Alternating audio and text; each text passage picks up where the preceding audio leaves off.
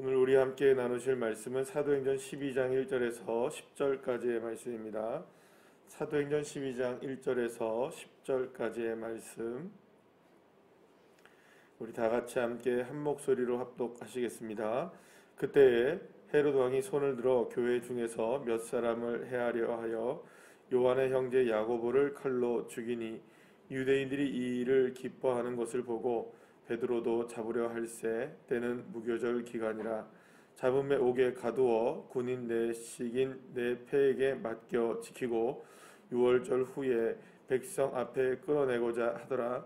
이에 베드로는 옥에 갇혔고 교회는 그를 위하여 간절히 하나님께 기도하더라. 헤롯이 잡아내려고 하는 그 전날 밤에 베드로가 두 군인 틈에서 두 쇠사슬에 매어 누워 자는데 파수꾼들이 문 밖에서 옥을 지키더니 호련히 주의 사자가 나타나매 옥중의 광채가 빛나며 또 베드로의 옆구리를 쳐 깨워 이르되 급히 일어나라 하니 쇠사슬이 그 손에서 벗어지더라. 천사가 이르되 띠를 띠고 신을 신으라 하거늘 베드로가 그대로 하니 천사가 또 이르되 겉옷을 입고 따라오라 한데 베드로가 나와서 따라갈새 천사가 하는 것이 생시인 줄 알지 못하고 환상을 보는가 하니라. 이에 첫째와 둘째 파수꾼을 지나 시내로 통한 쇠문에 이르니 문이 저절로 열리는지라. 나와서 한 거리를 지나매 천사가 곧 떠나더라. 아멘. 할렐루야. 초대교회는 놀라운 속도로 부흥을 하고 있었습니다.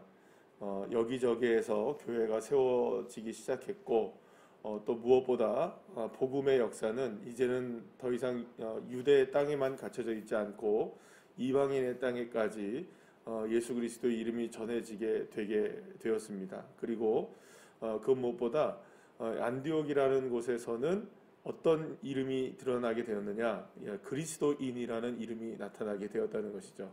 예를 들어서 이런 겁니다. 그리스도인이라는 것은 한국인, 일본인, 예를 들어 중국인, 미국인 이렇게 얘기하는 국적에 대한 혹은 어떤 민족에 대한 부분들이 이렇게 뭐뭐뭐인 이렇게 붙잖아요. 그러면 한국인이라면 대한민국에 속한 사람들, 대한민국의 국적을 가진 사람들 이렇게 표현이 되는 건데 그리스도인이라는 신조어가 만들어진 겁니다. 그러니까 그리스도에게 속한 사람들, 그리스도의 나라에 있는 사람들, 그리스도를 믿는 사람들. 그러니까 그만큼 예수 믿는 사람들, 크리스찬이라는 이 말은 예수님을 믿는 것이 도드라지게 드러나게 되었다는 것이죠. 수많은 사람들 중에서 저 사람은 누구야 도대체? 어느 나라 사람이야? 어디에 속한 사람이야? 저 사람들은 헬라인도 아니고 로마인도 아니고 혹은 유대인도 아니야. 저 사람들은 분명히 우리 옆집에 사는 사람들인데 우리와 달라. 이유가 뭐냐? 예수님을 믿더라 이거죠. 그래서 수많은 사람들이 예수님을 믿게 되고 교회가 세워지게 되면서 당시에 이제 유대 사회를 비롯하여서 그 주변에 있는 지역에까지 정말로 요즘 말로 말하면 큰 충격, 센세이션을 일으켰다고 얘기할까요? 그런 역사가 일어나게 되었습니다. 교회는 엄청난 부흥의 역사가 일어나게 되었죠. 바나바나 이 사울의 사역을 통하여서 안디옥 같은 교회는 정말로 든든하게 세워져 나가기 시작하고 이방인에게 복음이 정말로 이제 계속해서 뻗어나가게 되는 그런 역사가 있게 되는 것을 보게 됩니다. 그런데 이렇게 복음의 역사가 한쪽에서는 엄청나게 일어나고 부흥의 역사가 일어나고 제자의 수가 더해지고 성도의 수가 더해지는 그런 부흥의 역사가 한쪽에서는 일어나고 있었는데요. 오늘 본문에서 보게 되면 또 다른 한 곳에는 어떤 일이 일어나느냐, 여전히 무엇이 계속되고 있습니까? 교회를 향한 박해는 계속되고 있었다는 거예요.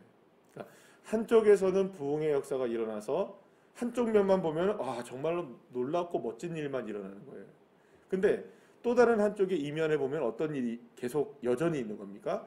박해가 있었던 거죠. 지금 이 본문을 통해서 우리가 알 수 있는 건 뭐냐면 안디옥 교회를 통하여서 또 혹은 그 주변 지역을 통하여서 연보가 이제 도착을 합니다. 그래서 왜 그러냐면 예루살렘 교회가 어려움을 당하는 거죠. 어떤 어려움이냐? 기근을 통하여서 많은 사람들이 힘겨워하게 되는 겁니다. 그러니까 이 사실을 어제 함께 우리가 보게 되었는데요. 이 사실만 우리가 보더라도 한쪽에서는 무엇이 일어납니까? 부흥의 역사가 일어나죠. 근데 한쪽에서는 어떤 일이 일어납니까? 환난과 고통은 여전히 있다는 거죠. 특히 오늘 본문에서 이렇게 보게 되면은 여러분 1절 말씀에 보면 헤롯 왕이 손을 들어 이렇게 얘기해요. 손을 들었다는 말은 표현은 어떤 뜻일까요? 결국에는 지금 누가 박해를 하다가 중단을 했습니까? 사울이 교회를 향한 박해를 하다가 중단을 했으니까 그 손을 들었다는 말은 어떻게 보면 이런 표현이 되겠죠. 사울의 뒤를 이어 그 바톤을 받아가지고 누구를 핍박하기 시작합니까? 교회와 그리스도인들을 핍박을 하기 시작하는 겁니다. 그래서 실제로 교회 중에 몇 사람을 헤아려 하여 이렇게 했는데 실제로 많은 사람들이 여기서 고통을 당하겠죠. 특별히 오늘 본문에 보면 요한의 형제 야고보를 칼로 죽이니 이렇게 나와요. 여기서 말하는 이 요한의 형제 야고보는 예수님의 12제자 가운데 한 명입니다. 그러니까 여러분들 생각해 보면 지금 오늘 딱 진짜 몇 마디 아니잖아요. 요한이 칼로 죽었다. 이게 그러니까 세 마디로 끝나요. 한 문장으로도 안 되는 말로 누가 지금 죽었느냐? 12사도 가운데 한 명이 지금 순교를 당하는 거예요. 사실은 엄청난 사건이 일어난 겁니다. 그러니까 12사도 중에 한 명이 지금 순교를 당했으니까 12제자 중에 한 명이죠. 그러니까 교회가 얼마나 위기에 지금 빠져 있느냐. 그러니까 사실은 굉장히 짧은 구절이지만 이 한마디를 통하여서 지금 실제로 예루살렘 교회가 당면하고 있었던 엄청난 위기라는 것을 우리가 알 수 있게 되는 겁니다. 그런데 그것뿐만이 아니에요. 지금 계속해서 유대인 유대 사회에 있었던 예수님을 믿는 크리스찬들을 계속 잡아다가면서 결국엔 누구까지 잡는 겁니까? 지금 모든 그리스도인들의 수장이라고 말할 수 있는 현재의 수장이죠, 그죠? 누굽니까? 베드로까지 지금 잡아가는 겁니다. 여러분 이거는 엄청난 위기 가운데 가장 심각한 위기를 지금 겪고 있는 거죠. 처음에 베드로가 한번 이게 복음을 전하다가 이게 제사장들에게 유대인들에게 이렇게 사내들인 공회에 끌려가잖아요. 근데 그거와는 지금 차원이 다른 상황입니다. 헤롯 왕이 지금 나서기 시작했고 실제로 누가 죽었습니까? 12제자 가운데 야고보가 이제 순교를 당하고 제자들 12명 사람들 제자들 가운데 처음으로 순교자가 된 거예요. 야고보는. 그런데 이제 누구까지 죽게 되는 겁니까? 실제로 베드로까지 죽을 수밖에 없는 위기에 처해 있었던 것이죠. 다행히 오늘 본문에 보면 무교절 기간이기 때문에 이 기간을 지나고 나서 이제 누구를 처단하려고 하는 겁니까? 베드로를 처단하기 위해서 감옥에 가다 놨는데 이전에 자꾸 밖으로 뛰쳐나오고 어떻게 보니까 이렇게 도망쳐 나오는 걸 보니까 지금 4명의 4조씩을 그냥 이렇게 배치를 하는 거예요. 적어도 몇 명이 있는 겁니까? 16명이 지금 누구를 지키고 있는 거예요. 이 지금 베드로를 지키고 있는 거예요. 그러니까 옥문이 적어도 오늘 본문에서 보면 2번을 빠져나와야 되잖아요. 그러니까 16명과 이 옥문을 2번을 빠져나오게 되는 그런 상황 속에 이제 베드로가 갇혀 있기 때문에 이 베드로가 죽는 것은 기정사실이 되는 상황이었습니다. 사랑하는 여러분, 오늘 이 시간 우리가 함께 이 상황을 통해서 우리가 알 수 있는 한 가지는 뭐냐면 물론 뭐 뒤에 보면은 오늘 그 본문의 후반부 중반부 이후에 보면 결국에는 교회는 기도하기 시작했고 또 이 일을 통하여서 어떤 일이 벌어집니까? 베드로가 실제로 선사에 이끌려서 하나님의 능력과 손길에 이끌려서 이 감옥에서 빠져나오게 되는 정말 기적의 역사가 일어나게 되는 것을 보게 됩니다. 여러분, 그러나 오늘 이 시간 우리 본문을 통해서 우리가 함께 생각해 봐야 될 건 뭐냐면 바로 이 상황입니다.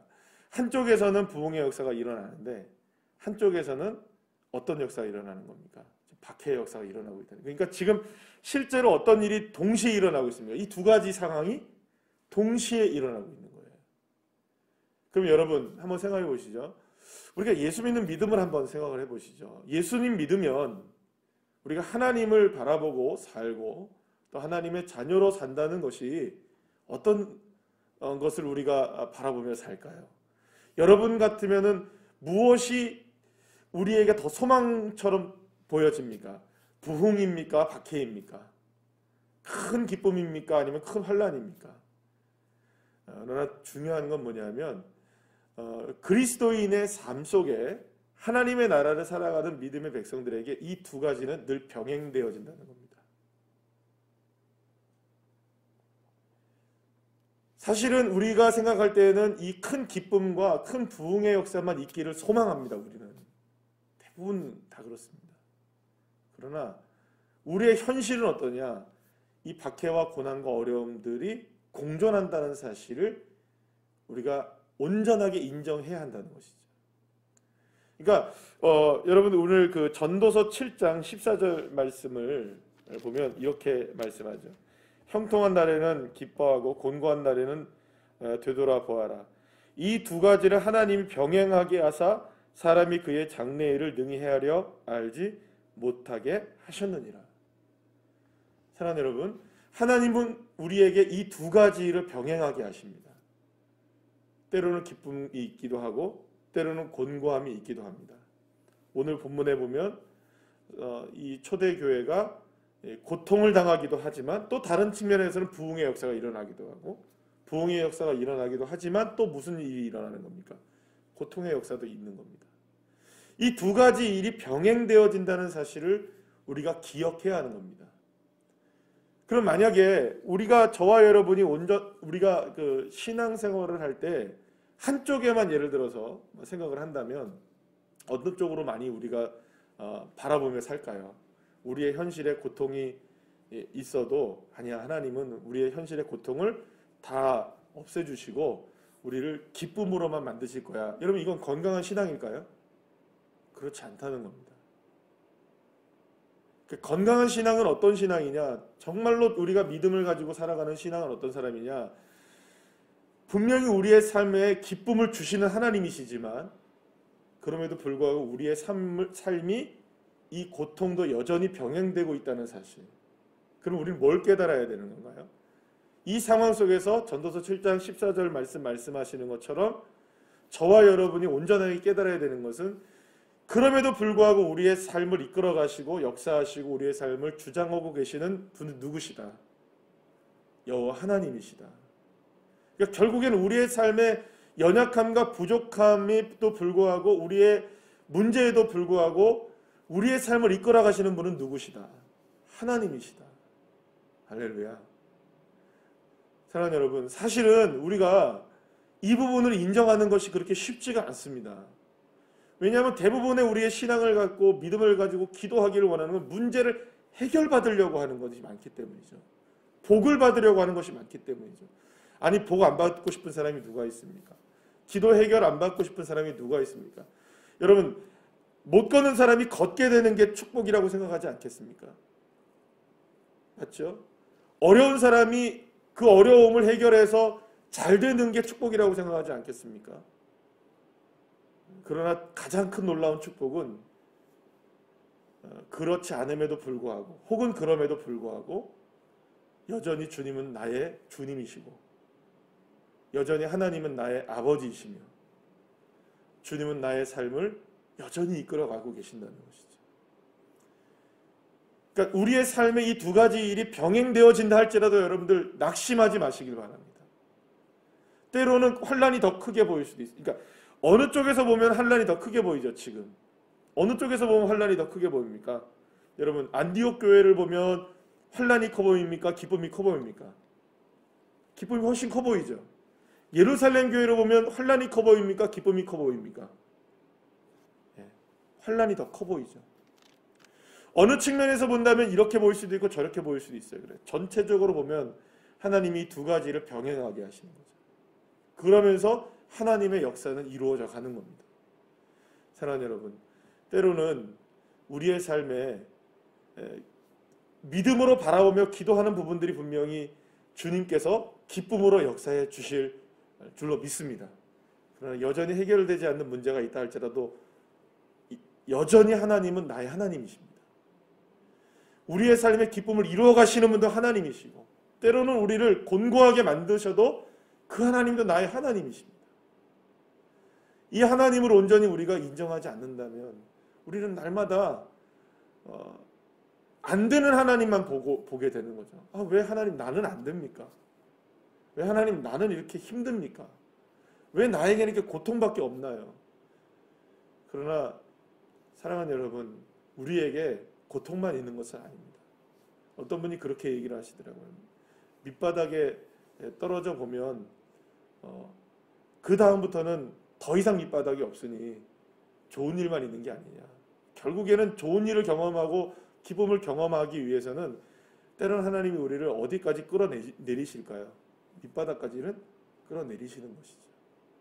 이게 아프고 힘겹긴 하지만 하나님의 역사는 우리가 측량할 수가 없기 때문에 결코 저와 여러분의 삶 속에 곤고한 날이 있을 때라도 실망하지 마시고, 아픔이 있더라도 그 아픔 가운데 매몰되지 마시고, 우리의 삶에 이 두 가지 일들이 병행하게 하시는 것이 주님이 장래의 우리의 삶을 측량할 수 없게 하시는 하나님의 방법이라는 것을 믿고 그 믿음을 가지고 오늘도 나아가시는 주의 자녀들 되시길 소망합니다.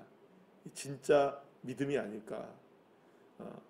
사랑하는 여러분, 진짜 믿음으로 승리하는 주의 자녀들 한 사람 한 사람 되시기를 간절히 축복합니다. 기도하시겠습니다.